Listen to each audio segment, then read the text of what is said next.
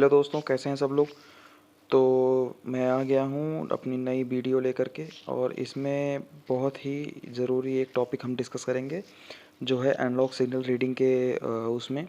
तो जैसा कि आप लोग यहाँ पे मेरी स्क्रीन पे देख पा रहे हैं कि मैंने एक S7 1500 PLC ली है, और उसके साथ में मैंने एनालॉग इनपुट और आउटपुट कार्ड भी ले रखा है और डिजिटल कार्ड भी ले रखा है। लेकिन अभी हम डिस्कस करेंगे एनालॉग कार्ड के ऊपर, और एनालॉग की सिग्नल की मैपिंग हम कैसे करते हैं।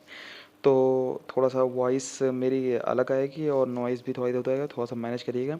लेकिन मोस्टली आप लोग काम करिएगा कि अगर वीडियो देख रहे हैं तो क्वालिटी हाई रखिएगा, जैसे कि क्या लिखा हुआ है और कहाँ मैं क्लिक कर रहा हूँ आप लोग को पता चले।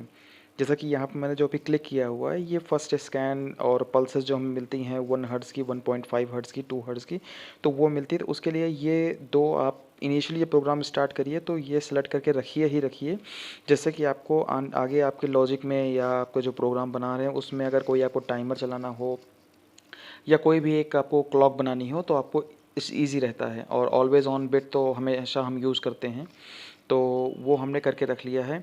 अब यहाँ देखिए, जो भी कार्ड हम सेलेक्ट कर रहे हैं उसका एड्रेस क्या है, तो हमें वो चीज़ पता होना चाहिए कि हम जो चैनल यूज़ कर रहे हैं उस चैनल का एड्रेस क्या है, वो करंट टाइप है या वोल्टेज टाइप है, या उसमें हम जो पैरामीटर यूज़ कर रहे हैं वो मैनुअल है या डिफ़ॉल्ट है या फेस प्लेट पे है। तो इन सब का क्या है, अगर डिस्क्रिप्शन ज़रूरत पड़ी, वैसे जनरली लोग नहीं पड़ती है, क्योंकि अगर आपको एड्रेस पता चल गया और करंट वोल्टेज आपने कि सिग्नल आपको 0 से 10 वोल्ट ले रहे हैं या 4 to 20 मिली एम्पियर ले रहे हैं, अगर वो एक बार पता चल जाता है तो हम ईज़िली अपने प्रोग्राम को बना सकते हैं और उसको चेक कर सकते हैं। वीडियो थोड़ी लंबी है, लेकिन कोशिश करिएगा कि पूरा वीडियो देख लीजिए आप, जिससे कि आपको जो प्रोग्रामिंग में हम एनालॉग यूज़ करते हैं वो हमें ईज़िली क्लियर हो जाए। तो जैसा कि इसमें मैं 2 ब्लॉक आपको बताऊंगा, एनालॉग इनपुट के लिए एक ब्लॉक है, एनालॉग आउटपुट के लिए एक ब्लॉक है। इसके अलावा 2 ब्लॉक और भी होते हैं जो हम प्रोग्रामिंग में यूज़ करते हैं जब हम सीमेंस की प्रोग्रामिंग कर रहे हों। उसके बारे में ज़रूरत पड़ी, या हो सकता है किसी एक वीडियो में मैं बीच में ही उसको कवर कर दूं कि वो हम कैसे करते हैं। जैसा कि यहाँ पे आप लोग देख सकते हैं कि हम लोग वोल्टेज और करंट डिफ़ाइन कर सकते हैं। तो किसी किसी कार्ड में होता है वो केवल वोल्टेज टाइप ही होता है, तो उसमें हम करंट नहीं ले सकते हैं। और मैक्सिमम कार्ड में ये हमें अल्टरनेट मिलता है कि हमें वोल्टेज टाइप 0 से 10 लेना है या 420 मिली एम्पेयर लेना है। अब दोनों में क्या डिफरेंस होता है ये भी हम किसी एक वीडियो में डिस्कस करेंगे, जो कि बहुत इंपॉर्टेंट टॉपिक है। मैक्सिमम लोग इस पार्ट को स्किप कर देते हैं या आपसे बताया नहीं जाता है, तो उसमें हम डिस्कस करेंगे। और उससे साथ ही साथ दोस्तों, वीडियो को लाइक कर दीजिए वीडियो को, और शेयर कीजिए, क्योंकि बहुत ही ज़रूरी ये भी रहता है कि अगर हम प्रोग्रामिंग कर रहे हैं तो हमें एनालॉग सिग्नल रीड करना आना चाहिए। और साथ ही साथ अगर आप लोग चाहें तो मेरे चैनल को सब्सक्राइब कर सकते हैं, जिससे कि आपको प्रोग्रामिंग से रिलेटेड जो हेल्प चाहिए वो मिल सके। और मैं टॉपिक को अपने अकॉर्डिंग, जो करंट टॉपिक होते हैं उनको मैं चूज़ करता हूँ। आप लोग चाहें तो आप लोग अपनी तरफ से भी कोई टॉपिक सजेस्ट कर सकते हैं, और मैं पूरी कोशिश करूँगा कि प्रॉपर एक्सप्लेनेशन के साथ में मैं आपको एक वो टॉपिक एक्सप्लेन करूँ। दोस्तों, मोस्टली क्या होता है कि जो लोग यूट्यूब पे वीडियो बनाते हैं कुछ पार्ट वो लोग स्किप कर देते हैं, जिससे कि आपको प्रॉपर उस बारे में इन्फॉर्मेशन नहीं मिलती। लेकिन मैं कोशिश करूँगा कि मैं एक एक पार्ट आपको ट्रांसपेरेंसी के साथ वो चीज़ समझाऊँ। जैसा कि मैं यहाँ पे एफसी ले रहा हूँ, तो अगर आप सीमेंस की प्रोग्रामिंग कर रहे हैं तो ओबी, एफबी, एफसी और डीबी क्या होती है ये आप लोग को पता होगा। अगर नहीं होगा तो एक छोटा सा डिस्क्रिप्शन मैं कोशिश करूँगा शॉर्ट वीडियो ही बना करके आप लोग को डाल दूँ कि इन चारों में डिफरेंस क्या होता है। और अगर हमारे पास एड्रेसेस होते हैं तो हमें डीबी बनाने की क्या ज़रूरत पड़ती है, या कुछ भी इस तरीके से।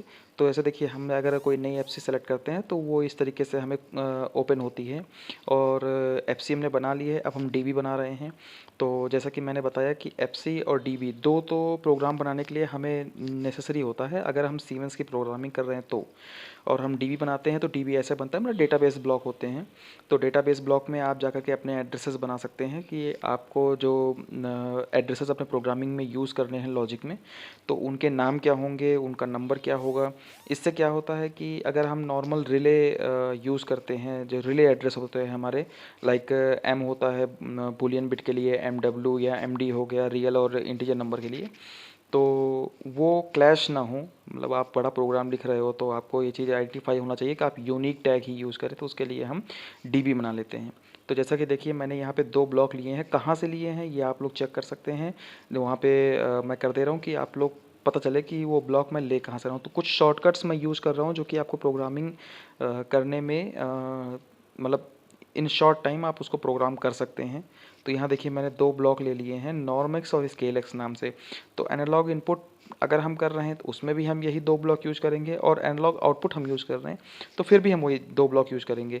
अब डिफरेंस होता है कि हम उसका कन्वर्ज़न कैसा कर रहे हैं, एड्रेस कहाँ पे लगा रहे हैं, और जो उसकी मैपिंग हम करते हैं वो कैसे करते हैं। देखिए जैसे मैंने अभी एनालॉग इनपुट मैं यूज़ कर रहा हूँ, तो आप लोग देख सकते हैं यहाँ जो मैंने पहला कन्वर्ज़न किया है नॉर्म एक्स का, वो मैंने इंट टू रियल किया है, और स्केल एक्स का कन्वर्ज़न रियल टू रियल है। तो मतलब जो बाहर से हमारा 420 मिली एम्पियर 0 से 10 आ रहा है, तो वो हमारे काउंट्स आते हैं जैसा कि हम सभी को पता है।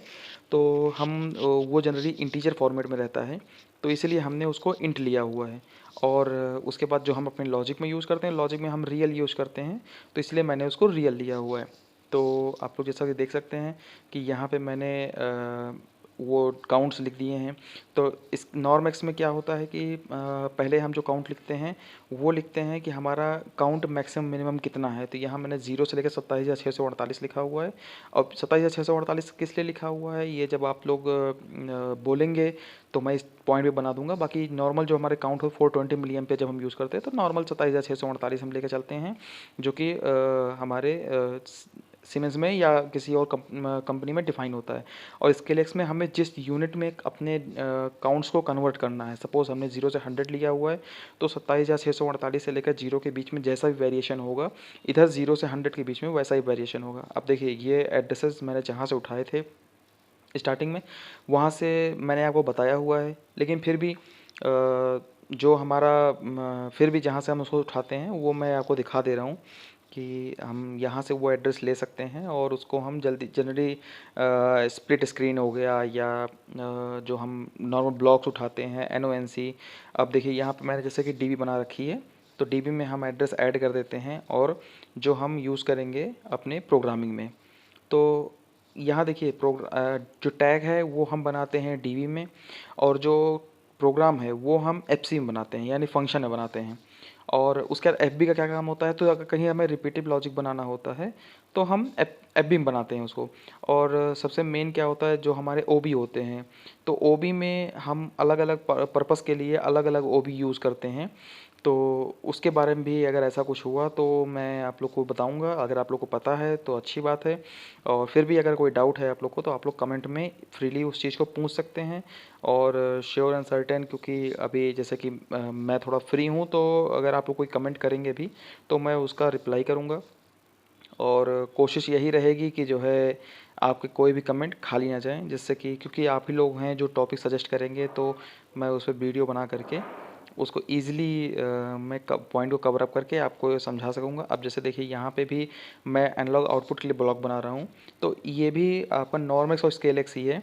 लेकिन इसके जो इनपुट आप देखिए कि नॉर्मेक्स का जो इनपुट है, इसमें मैंने वो यूनिट ली हुई है जिस यूनिट को हमें कन्वर्ट करना है काउंट में।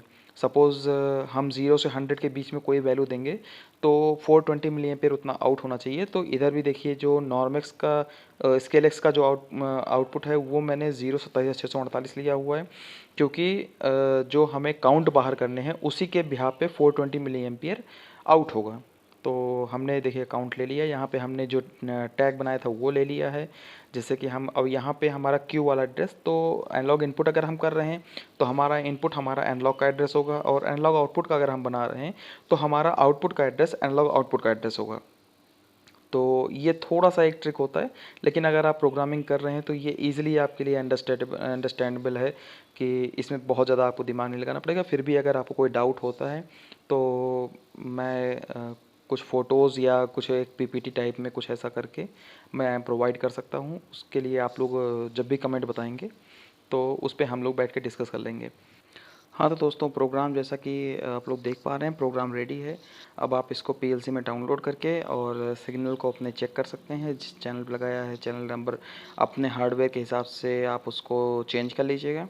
और ज़्यादा वीडियो के लिए सब्सक्राइब मेरा चैनल, और नेक्स्ट वीडियो में फिर मिलते हैं कुछ नए टॉपिक को लेकर।